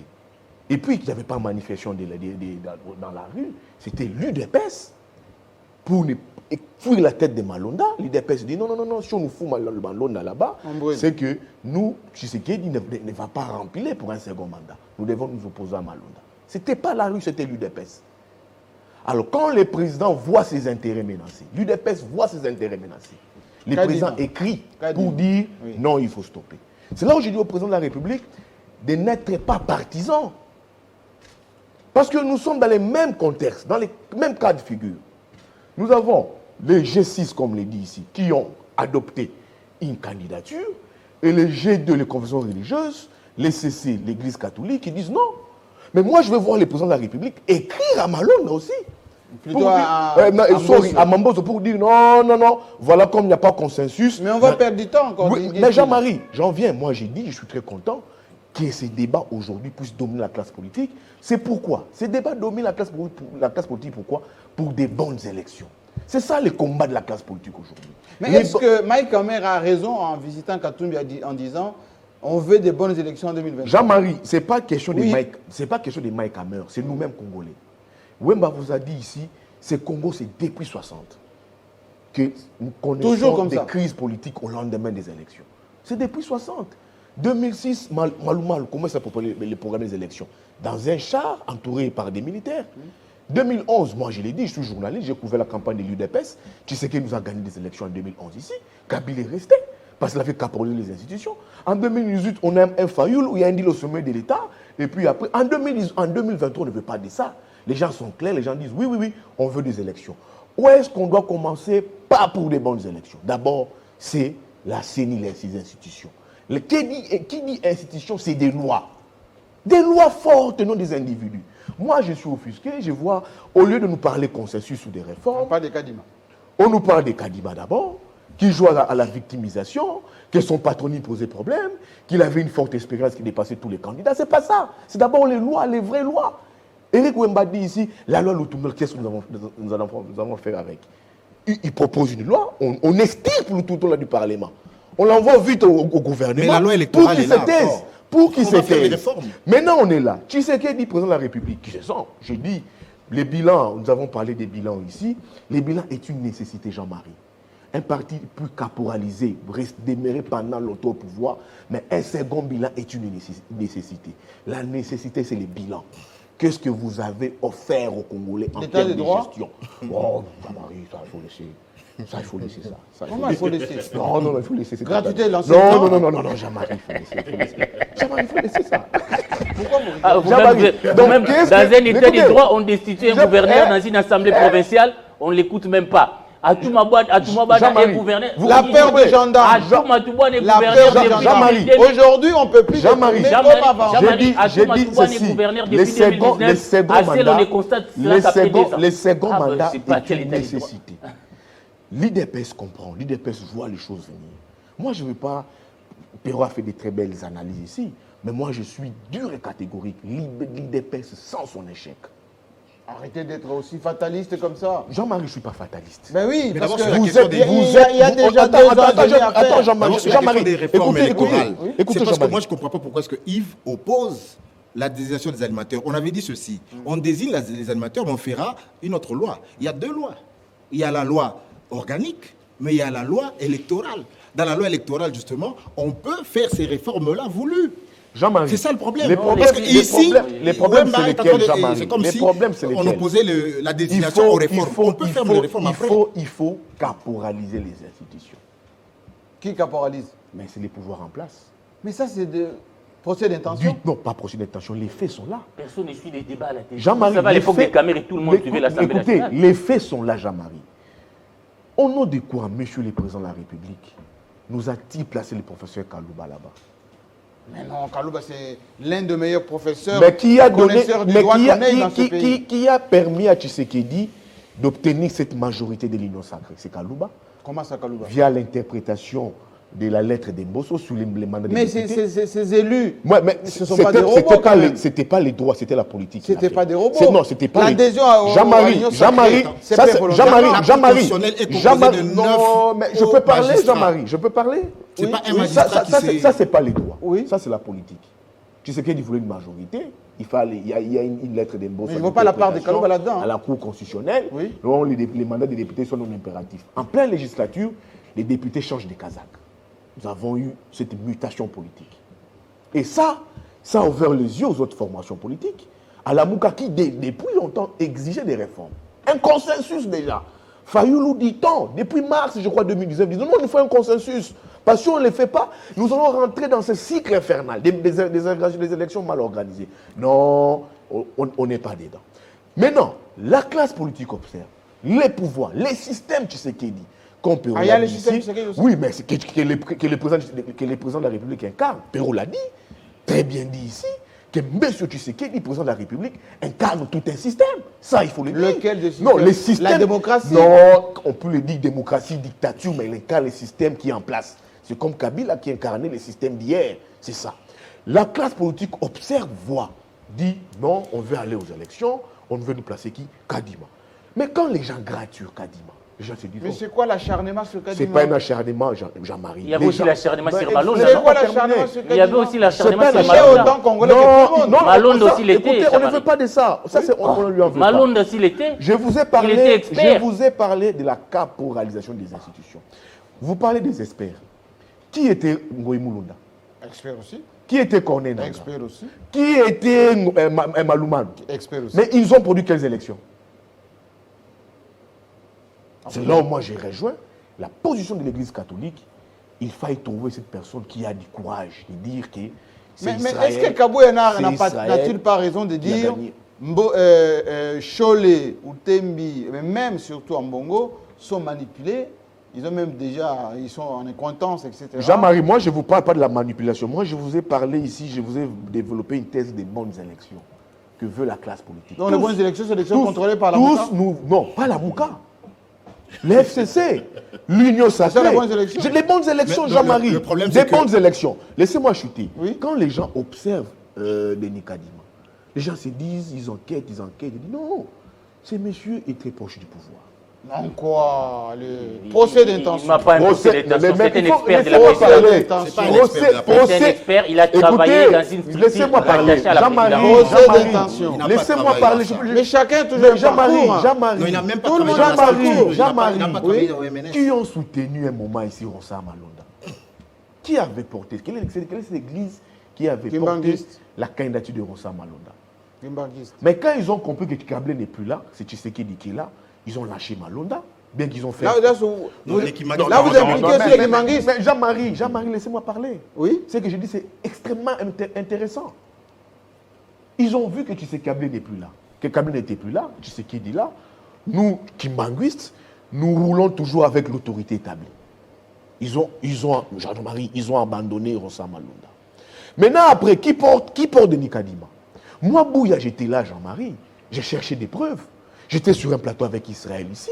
Israël m'a dit, mais il faut chercher des preuves et tout comme ça. Tu sais, j'avais très mal dormi, Jean-Marie. Ah oui? Je me dis, mais c'était quoi la preuve pour moi? Oui. C'était quoi?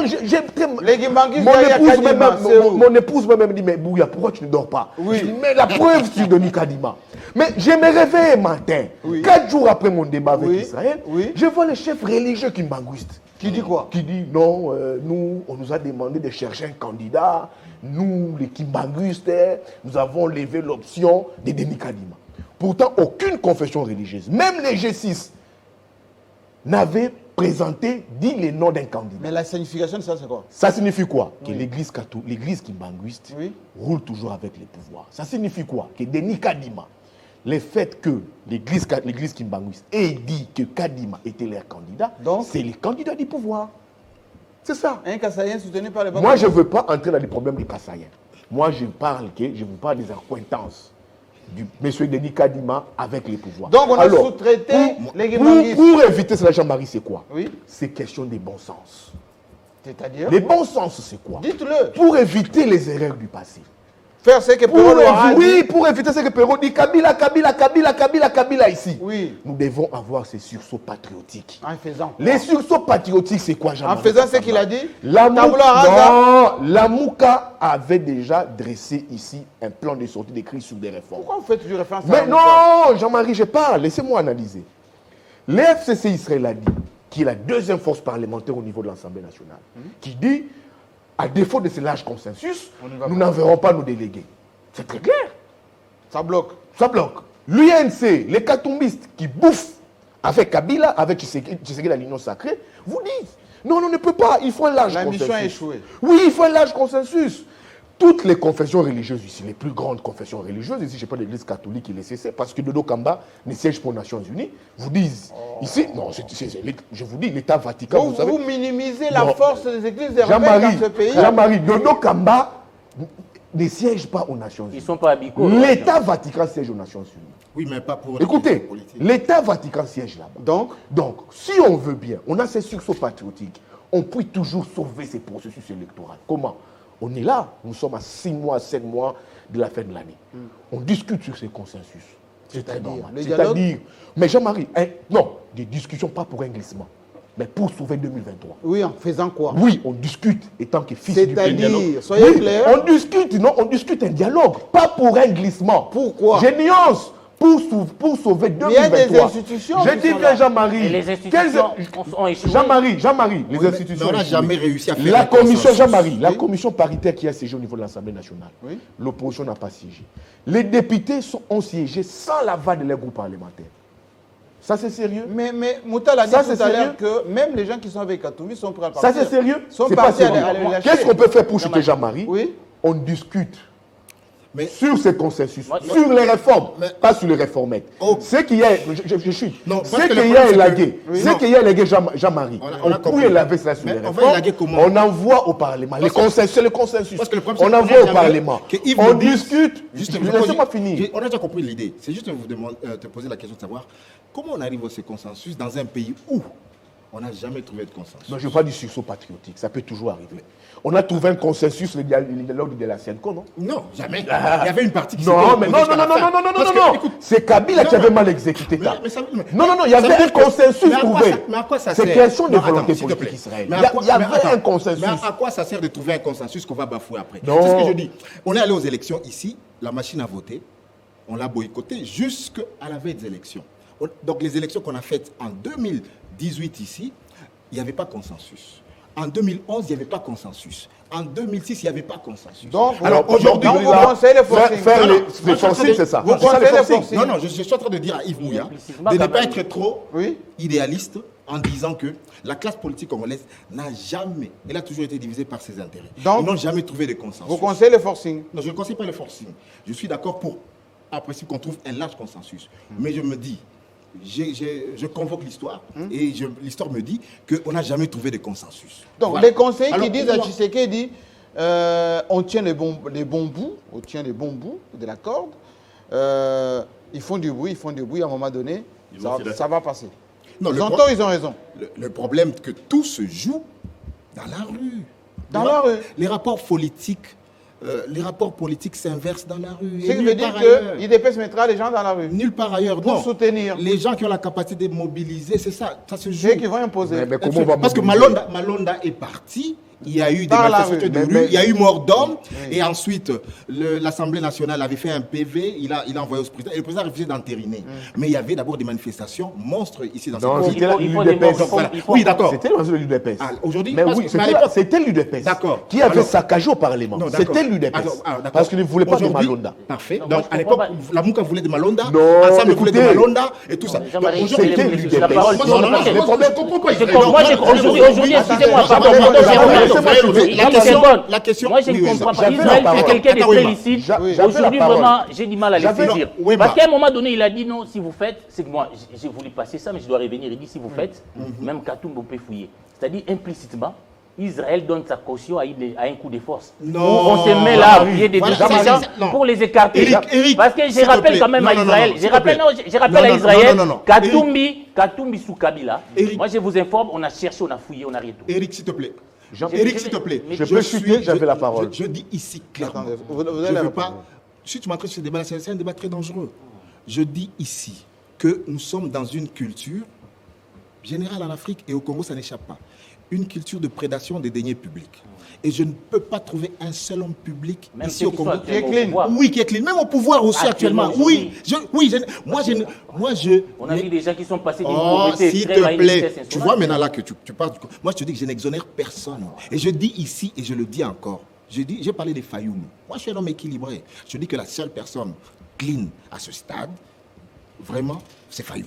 Donc, pour te dire que je ne vise pas, je suis en train de dire que les rapports de force, ici, vont se jouer dans la rue. Mais je ne dis pas, si par exemple demain, on a 100 000 personnes dans la rue, quel que soit le plan concocté par le pouvoir, ils vont reculer. Ça veut dire que, attends, non, je n'ai voilà. Mais est-ce que moi je te dis que la rue c'est exactement Kinshasa? Qui t'a dit ça? Non, moi je parle ceci. Alors, moi je dis encore, le problème c'est que, non, attendez, je termine par là. Je dis ceci. Après moi, on est en train d'opposer Kadima aux réformes. Il peut être là. Et on contrôle la loi. Parce qu'aujourd'hui... La loi, elle est déjà là, on va contrôler ça comment? Il y a une autre loi. Par rapport... Il y a la loi électorale. Est-ce qu'on a déjà voté la loi électorale? Avec ce Parlement des mots, vous attendez à Bon, d'accord. Je vais dans la logique. Jean-Marie, attends, s'il te plaît. Avec Kaboun des Mbosso, on va vous offrir des réformes? Donc, on change Mbosso, on change Kaboun, c'est ça. Alors, parce que si on met maintenant Wemba comme président de la CENI, d'accord, est-ce que la nouvelle loi électorale, tu es sûr que maintenant, toi, comme tu seras président de la CENI, et la loi te sera en ta faveur? C'est ce que je dis. La loi électorale qui n'a pas encore été votée. La loi a été votée pour contrôler la CENI. Je dis de la nouvelle loi électorale. Pourquoi tu restes sur la loi organique? Je dis sur la loi électorale. On a déjà donné un mauvais signal. Merci Israël. Mais si on change de président, vous parlez de sursaut patriotique. En quoi faisant? Non, en suivant les schémas de Pérolois. Oui, ils peuvent faire ça. C'est possible. C'est des dignes fils du pays. Oui. C'est des Congolais. Où est la bonne foi? Non, la bonne foi. Parce que Katoumbi envoie ces gens. Non, Jean-Marie, ici, sous Kabila en 2016, je crois, on a trouvé un accord. L'accord de la Saint-Sylvestre. Ils se sont mis d'accord, ils ont discuté entre les Congolais. Ils se sont mis d'accord, ils ont parlé. Ils peuvent parler. Ils se sont mis d'accord parce qu'il n'y a pas eu de Premier ministre. Je te dis, non, c'est Kabila. Non, c'est Kabila. Mais tu ne peux pas déjà parler. Allez-y, terminez. C'est Kabila qui a très mal utilisé cet accord. C'est Kabila, mais les Congolais s'étaient mis d'accord entre eux, ils ont discuté. Moi, l'UDP peut sauver ça. On peut laguer cette question de consensus de la CENI pendant cette année. L'année 2022, Nicolas Kazadi et Patrick Mouyaya ont tenu une conférence de presse. J'ai posé une question, ils ont dit qu'ils épargnent déjà pour les élections. Ça signifie, quand il est dit, c'est qu'il y a déjà des gens qui mettent de côté. On peut faire de l'année 2022 une année purement électorale. Les fichiers électoraux, Perrault l'a dit ici, les kits, l'identification de la population, on peut le faire. En 6 mois, on peut le faire. Vous voulez toujours intégrer Fayoulou dans la dynamique? Non, moi je ne parle pas Jean-Marie, je ne parle pas Fayoulou, je parle Congo. Moi, je parle Congo. Oui, mais on peut le les faire. Réformes, non, les réformes, il a commencé, c'est là, mais c'est devenu un langage politique pour tout le monde. Donc, en 2023, on peut le faire. Pour chuter, Israël a parlé ici de la rue. Mais comment est-ce que la rue peut parler? Déjà, quand l'opposition annonce des marches, on a un gouverneur qui est déjà partisan. C'est grave, ça. Gombila. Nous sommes dans un régime d'information, non d'autorisation. Ici, vous dites que la Mouka est Koufa, la Mouka n'a plus de force sur terrain, mais que la Mouka n'est pas de force. La Mouka est Koufa pour la Nango. Mais mettez-les sur terrain, vous avez force d'abord. Mettez-les sur terrain, laissez Foll mobiliser. Mais quand l'opposition vomit, et puis Jean-Marie, c'est grave. Je vous dis, Jean-Marie, moi je vous le dis, du temps des Kabila, c'est que tu sais qu'il fait, ça c'est grave. Il a fait quoi? Pour un pouvoir né de l'opposition. Oui, alors? Depuis qu'il est à l'opposition, ne mène plus ses activités. Comment ça? On a vu les FCC manifester ici avec des Calef. Non, mais écoutez, c'était comment? C'était comment? Il était avec Kabila. Mais les marches avec Fayoul, la répression. On a vu Fayoul Jean-Marie, en train de danser là. Israël a soulevé un très bon débat. Quand Fayoul dansait là, c'était quelle période? Non, il a soulevé un très bon débat. La Covid d'aujourd'hui est devenu un prétexte pour aujourd'hui. On ne doit pas protéger la population? Non. Les populations, il y a des concerts chaque jour. À Grand Liboulou là-bas. Il y a des deuils ici à Cinquantenaire chaque jour. Les églises se remplissent chaque jour. Les transports se remplissent chaque jour. Les marchés, les gens y vont chaque jour. Ce n'est pas un prétexte. Donc pour moi, à mon avis, on ne peut pas aujourd'hui parler rapport de force quand on a un pouvoir qui a peur des opposants. Il fallait laisser la Mouka marcher et mesurer ses rapports de force. Mais pas laisser la Mouka marcher, on trouve qu'on installe une dictature par un gouverneur Ngobila qui devient de plus en plus partisan. La ligne qu'Israël Moutala est en train de prendre, laquelle il est raisonnable. Je l'accuse pas d'être Il est raisonnable. Dans ses propos... Oui, vous y pensez à peu près. Non. Dans ses propos, on sent un souci parfois... Son cœur bat quelque part. Oui, on sent un souci parfois de dénonner M. Tshisekedi, tantôt, tout ça. Mais je suis quand même surpris qu'Israël nous dise qu'aujourd'hui, le rapport de force, c'est la rue.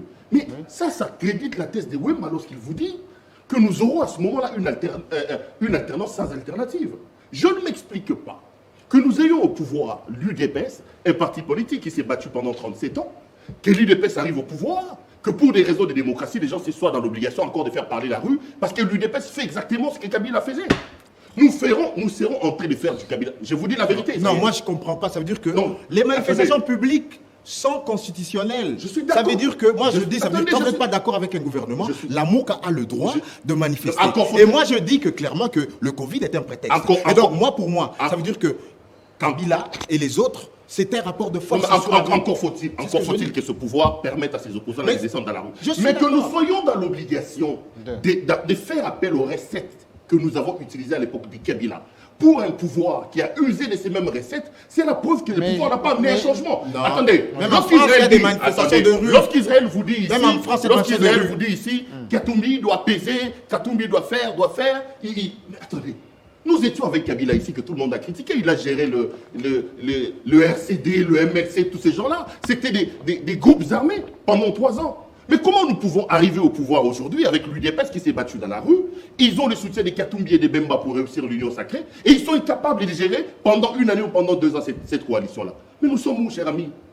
C'est véritablement ce que Wemba dit. Nous sommes dans une alternance sans alternative. Quelle est l'alternative qu'on nous propose ici pour voir les changements entre Kabila que nous avons critiqué? On a dit de lui qu'il était rwandais, on a dit de lui qu'il était ceci. Donc là, on est vraiment... Moi, je ne comprends pas, Perrault. Moi, je dis ici... Moi, j'analyse, ça veut dire que je dis que quand il y a des frictions entre deux forces qui sont partenaires aujourd'hui, il faut peser le pour et le contre. Parce que imagine aujourd'hui que Katumbi quitte la coalition. Oui. On est d'accord? Il court quel danger? Il court quel danger? Qu'il pèse le pour et le contre. Non, les dangers qu'on a fouillés dans sa vie, qu'il a... Les méthodes combattues, les anciennes... C'est ça le problème. Je dis ceci. Vous l'avez dit, et moi, je dis que ceci. toute personne qui a exercé le pouvoir dans un régime où la prédation moi, je dis ceci. Attendez, c'est du Kabila, ça. Pourquoi l'avoir combattu, ces Kabila-là? C'est ça le problème. Moi, je dis ceci. C'est du Kabila, ça. Moi, je dis ceci. Voyez-vous, aujourd'hui, ça veut dire que on ne peut pas négliger l'apport des Katumbi aujourd'hui dans la récalculation de la majorité. D'accord. Mais ça veut dire que c'est moi qui ai dit ici que les Katumbistes ont raison de se sentir un peu floués au gouvernement et partout ailleurs. Mais je dis voilà. Mais là, vous pesez le pour et le contre. Vous quittez, vous allez où? Parce que là, de l'autre côté, Martin Fayoulou s'assume comme leader de la Mouka. Parce que vous êtes allé à la majorité. Et donc, vous ne pouvez pas avoir le même rapport de force avec Fayoulou au sein de la Mouka. Donc, vous voyez-vous, la position des Katumbi est difficile.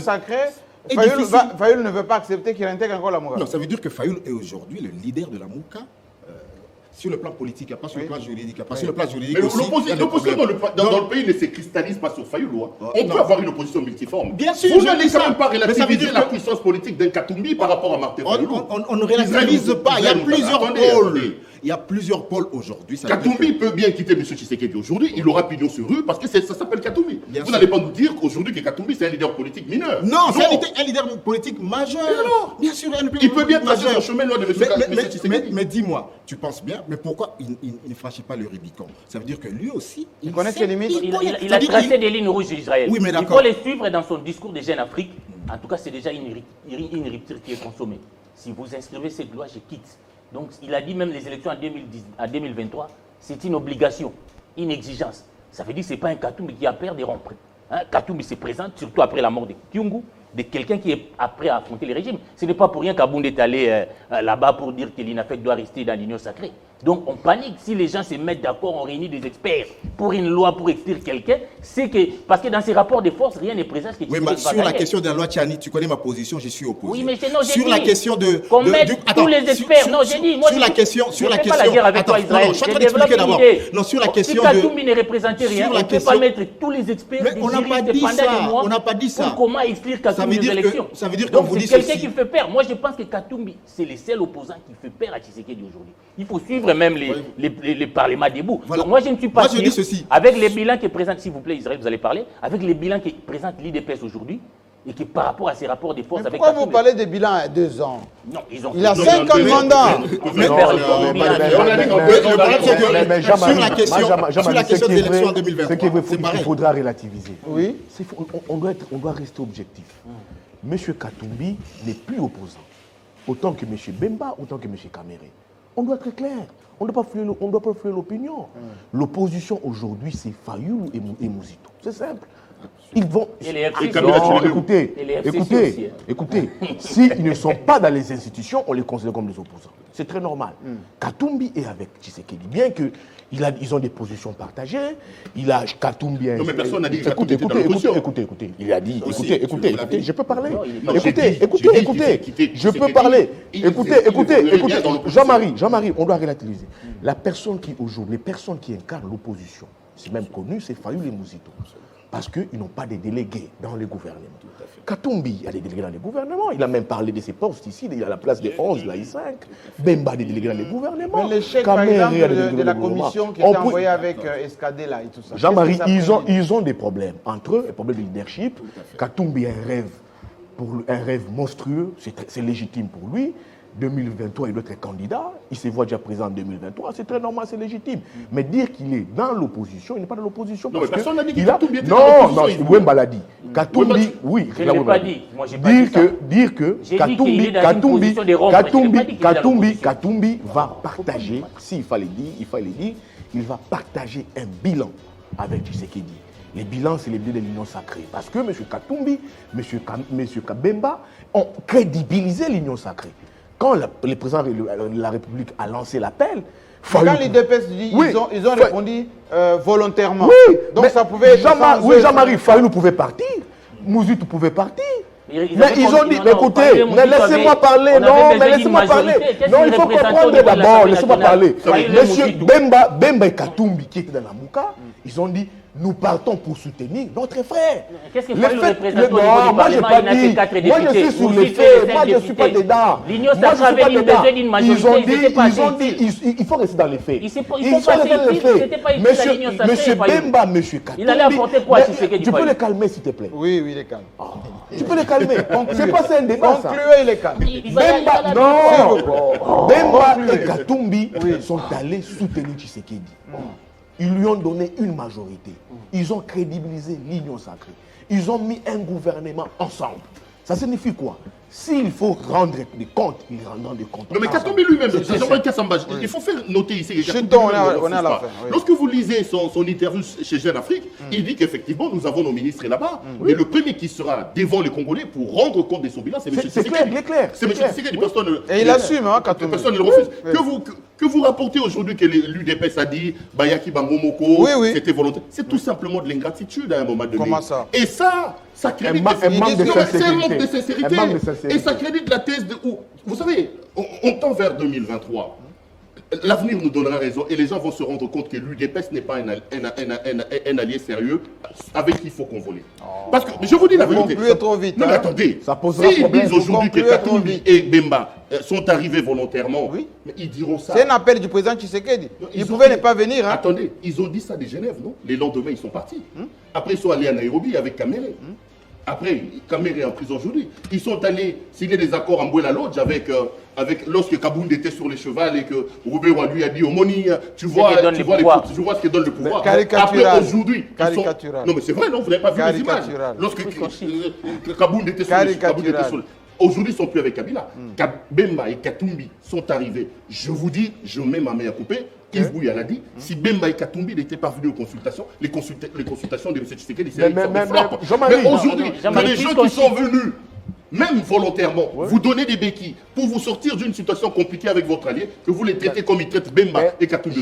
Moi, j'ai comme l'impression qu'ils sont en train de s'aimer le vent. On cheat. Moi, j'ai dit, l'union sacrée, nous sommes dans un contexte politique. Tu sais qu'il y avait besoin d'une majorité. Et en alliant Katumbi, il savait que Katumbi allait lui apporter des députés comme Bemba. Et dans cette union sacrée, en tout cas, au-delà de, je ne nie pas la carrière politique de Fayoulou. Mais dans cette dynamique de Tshisekedi, Fayoulou ne représentait rien. Il a quelques 4 députés, Mouzut était le seul député de son parti. Donc on avait vraiment besoin de Bemba, on avait besoin de Katumbi. Bemba n'est pas assez mal. Mais pas faire chantage à Tshisekedi. Non, mais moi j'ai dit ceci, on est dans notre pays, on doit cesser de confondre. Je vais citer là-bas. Le vieux Lokondo m'a dit, je le répète tout ceci, on doit cesser de confondre un camp politique à la fois d'une religion et une discipline de l'armée. Je répète ça, c'est-à-dire Katumbi a mis une ligne rouge. Il dit si vous franchissez cette ligne rouge, je quitte l'union sacrée. Chantage. Et ils font du chantage aussi. C'est que Pérou a dit, c'est très important. 2023, l'UDPS aura un problème des alliés. Des alliés? Oui, bien sûr. Ça sera très sérieux. Très sérieux. Mais ils ont tous les Katanga. Jean-Marie, non. Kumou n'est plus là. Les Dani Banza, les Kiaboula. Écoutez, Jean-Marie. Écoutez, Jean-Marie. 2023 sera difficile pour l'UDPS. Des Mouyambo. Non, Jean-Marie, regardez ce que l'UDPS a fait d'abord à Lamouka, Genève. Oui. L'UDPS est allé avec Kamere. Kamere a gommé sa signature, sa candidature. Il n'a jamais quitté. Non, il a gommé. C'est un acteur politique, il encaisse. Mais il en donnera des coups de main. Il a gommé sa candidature pour l'UDPS. Tu sais qu'il a une difficulté avec Kabila. Il fait recours à Bemba et Katumbi. Ils y viennent. Ils disent c'est notre frère, on oublie tout. Non, ils viennent. Ils accompagnent Tshisekedi. Ils mettent en place un gouvernement. Regardez comment est-ce qu'ils sont traités. Alors? Regardez comment est-ce qu'ils sont traités. Il est chef de l'État. Oui, il est chef de l'État, mais ils sont traités comment? Maintenant, en 2023, tous les potentiels alliés de l'UDPS. Ils vont faire quoi? Ils ouvriront grandement les yeux. Qui a la signature? Non, même la signature. Mais tu seras quel président de la République réélu avec un faible droit? Merci beaucoup. Avec une majorité douteuse. Merci beaucoup. C'est là où on dit la sincérité pose problème. Concluez, Je suis d'accord qu'à l'UDPS, il y a des problèmes sérieux des alliances, de la gestion des ambitions au sein avec ses alliés. Mais quand ils ont défait Kabila, il y avait quand même un arrière-goût revanchard de la part aussi des Katumbi qui avaient des comptes à régler à Kabila. Donc il n'est pas parti seulement pour les beaux yeux de Tshisekedi. Il faut quand même qu'on restitue. Il avait aussi quelques comptes politiques. Il avait aussi quelques comptes politiques à régler à Kabila. Il ne faut pas l'oublier. Merci beaucoup en tout cas en vous remerciant. Juste une pensée pour mon ami Anlem Evegue Amobé qui nous a quittés brutalement cette semaine. J'ai aussi notre pensée en ce moment pour Jean-Philippe Martelly, que vous connaissez aussi, du grand groupe Kassav, qui est dans un état de santé assez délétère, enfin, très précaire. Une pensée pour lui, j'espère qu'on va l'aider un peu à s'en sortir. Et la semaine prochaine, nous allons revenir encore une fois sur l'actualité de la semaine, en notant que demain, focus sera sur le dialogue. Est-ce qu'il faut encore un dialogue ici chez nous pour mettre ensemble les partis? Est-ce qu'on doit penser à une transition de tous les acteurs, l'utilité ou pas? Il y aura beaucoup de leaders politiques et surtout les états-majors qui viendront défendre un peu ou démonter cette stratégie. Allez, portez-vous bien. Dans quelques instants, le journal, votre club, rediffusé jusqu'à lundi. Commentez, surtout avec la présence de Perrault. À la semaine prochaine.